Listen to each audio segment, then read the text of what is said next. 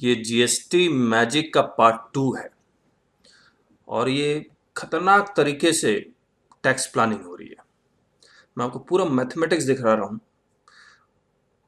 और आपको लगेगा कि गवर्नमेंट ने शायद कोई गलती कर दी है यहाँ पर कंपोजिशन स्कीम दे के।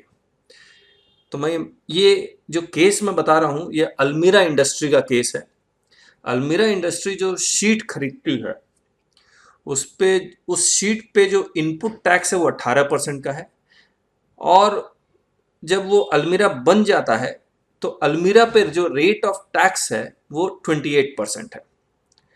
इसमें पेंट्स ये सब भी लगते हैं, कुछ एक्सेसरीज लगते हैं वो, लेकिन मामूली सा है। जो मेजर रॉ मटेरियल है वो शीट का है जिस पे 18% है। तो मैंने उसी को एग्जाम्पल लेके किया है आपके साथ और मैंने 4 ऑप्शन लिए हैं।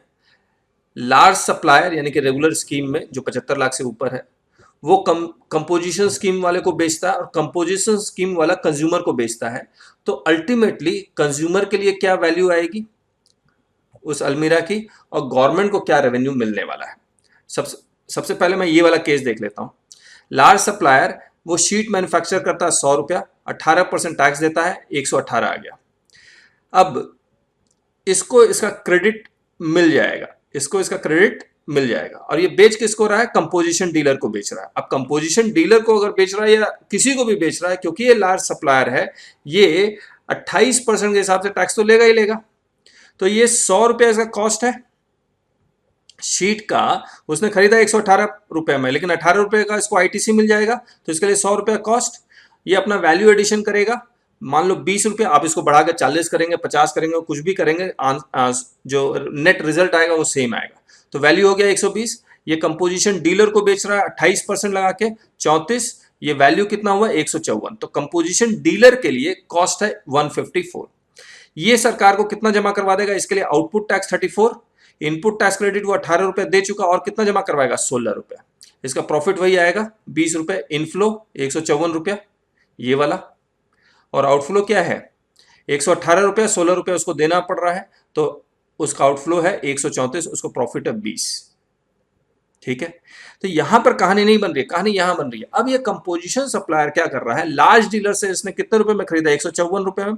इस कंपोजिशन सप्लायर को इस 154 रुपए में जो उस पर आईटी टैक्स वो दे चुका 28%, उसका उसको क्रेडिट नहीं मिलेगा, तो इसके लिए कॉस्ट है 154।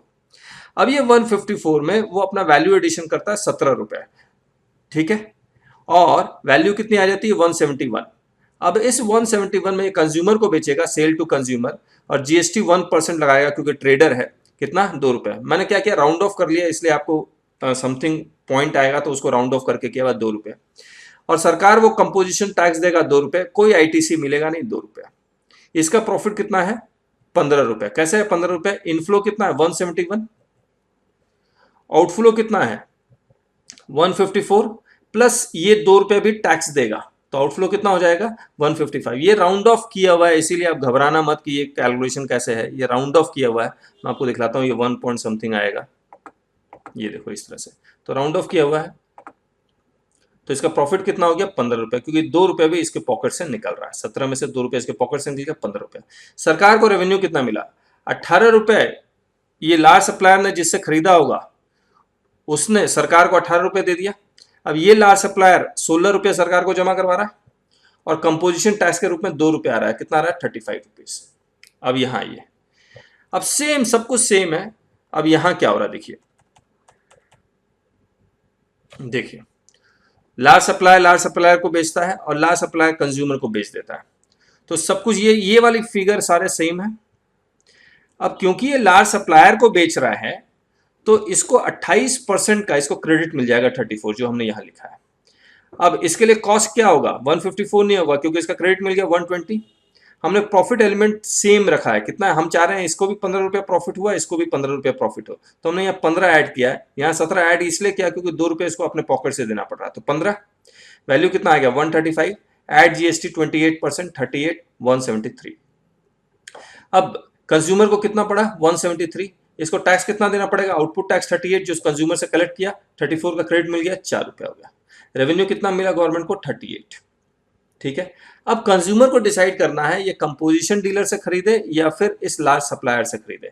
तो देखिएगा दोनों में कोई खास फर्क है नहीं, दोनों में कोई खास फर्क नहीं है। गवर्नमेंट को रेवेन्यू भी उतना ही मिल रहा है, पहले 35 अब 38 अगर लार्ज ट्रेडर से। लेकिन कंपटीशन में मामले 2-3 रुपए कोई फर्क नहीं करता है, वो परसेंटेज फॉर्म में। तो ये दोनों एक तरह से एक ही प्राइस में सेल करेंगे पूरे मार्केट में। तो कंज्यूमर यहां जाए या यहां जाए कोई फर्क नहीं पड़ता। लेकिन अब मैजिक है, डेंजरस भी है, और क्या है वो ये देखिए। अब अगर ये मैन्युफैक्चरर ये कंपोजिशन में आ जाए और ये कंपोजिशन को भी बेचे और कंपोजिशन वाला कंज्यूमर को बेचे, तब कहानी पूरी तरह से चेंज हो जाती है। देखिए ये सेम परचेज कर रहा है 118 रुपए, इस 18 रुपए का इसको क्रेडिट नहीं मिलेगा क्योंकि कंपोजिशन मैन्युफैक्चरर है, तो इसके लिए कॉस्ट 118 आएगा। इसमें अपना वैल्यू एडिशन करेगा 23। मैंने प्रॉफिट देखो एकदम सेम रखा, यहां भी 20 है, ऊपर में भी 20 है, ये रहा 20, और यहां भी 20। सब जगह मैंने प्रॉफिट सेम रखा है ताकि हम लोग कंपेयर कर सके। यहाँ 23 इसलिए रखा क्योंकि 3 रुपए इसको अपने पॉकेट से देना पड़ेगा, तो 23 रुपए ऐड करेगा 141, 2% क्योंकि मैन्युफैक्चरर इसलिए 2%, 3 रुपए। कंपोजिशन टैक्स 3 रुपए जमा करेगा, कोई आईटीसी मिलेगा नहीं। इनफ्लो 141 है, आउटफ्लो कितना 118 रुपए प्लस 3 रुपया टैक्स इसको अपने पॉकेट से देना पड़ेगा, तो 20 रुपए इसका प्रॉफिट आ गया, सेम आ गया। अब ये कंपोजिशन सप्लायर को, यानी कि ये जो अल्टीमेटली कंज्यूमर को बेच रहा है वो भी कंपोजिशन मैन्युफैक्चरर से खरीद रहा है।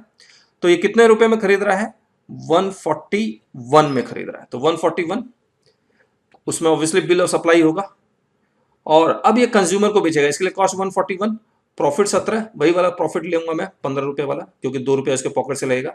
158 का 1% देगा 2 रुपए, कंपोजिशन टैक्स देगा 2 रुपए, प्रॉफिट कितना आ रहा है 15 रुपए। यहां पर सरकार को रेवेन्यू 18 रुपए ये वाला, प्लस 3 रुपए ये कंपोजिशन टैक्स, प्लस ये कंपोजिशन सप्लायर 2 रुपए, तो टोटल टैक्स आ रहा है 22 रुपए। और कंज्यूमर को कितने में बेच रहा है, 158 में बेच रहा है। यहां पर कितने में बेच रहा था, 173 में बेच रहा था लार्ज सप्लायर, और यहां कितने में बेच रहा है 171। देखो कितना ज्यादा फर्क आ गया है, बहुत ज्यादा फर्क आया है। तो ऑब्वियसली मैक्सिमम मैन्युफैक्चरर क्या करेंगे, वो कंपोजिशन स्कीम में जाएंगे। अगर वो बाकी कंडीशन सेटिस्फाई करते हैं 20 लाख और 75 लाख वाले में, तो वो कंपोजिशन स्कीम में जाएंगे। कंपोजिशन जो ट्रेडर है वो भी कोशिश करेगा किससे खरीदने के लिए, कंपोजिशन सप्लायर, कंपोजिशन मैन्युफैक्चरर से ही खरीदने की कोशिश करेगा ताकि उसका कॉस्ट कम से कम आए और कंज्यूमर को कम से कम में बेच सके। और ये ऑब्वियसली सरकार ने जो नियम बनाया उसी के अकॉर्डिंग है, उसी के अकॉर्डिंग है, कोई इलीगल कुछ भी नहीं है। अब आगे देखिए, एक और ऑप्शन हमने बना दिया, सारे ऑप्शन कर रहे हैं। लार्ज सप्लायर कंपोजिशन सप्लायर से खरीदता है तो, और फिर लार्ज सप्लायर कंज्यूमर को बेचेगा तो क्या होगा। अब ये सब कुछ सेम है, जो हमने यहां पर ऊपर में जो वैल्यू ली है वो सारा कुछ सेम है।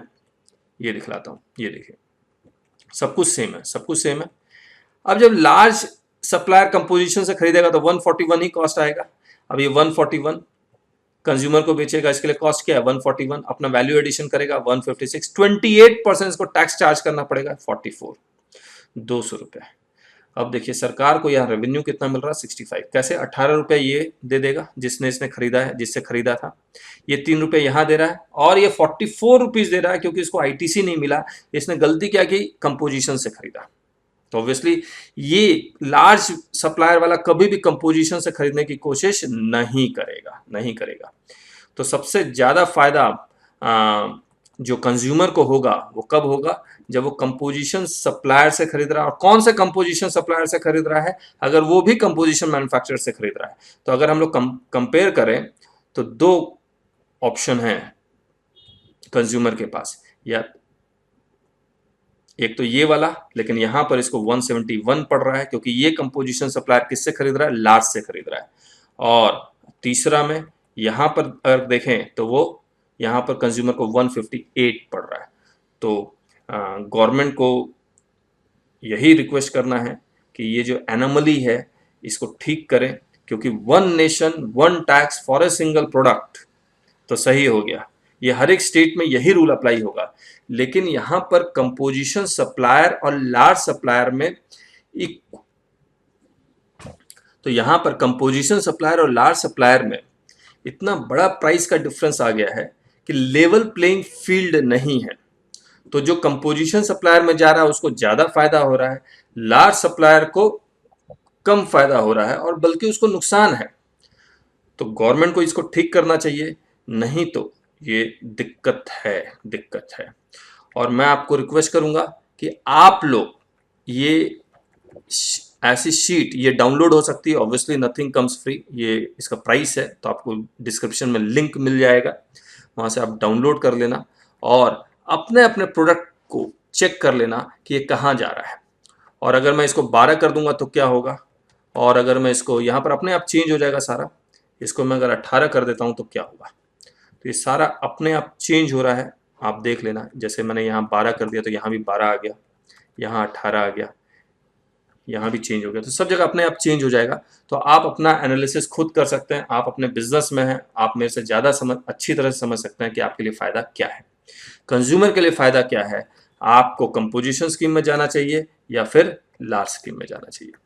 ऑब्वियसली कंडीशन जरूर देख लेना, पता लगा 75 लाख से ऊपर है आप और कंपोजिशन स्कीम में आप चले गए तो वो गलत होगा, चलिए बाय बाय दोस्तों।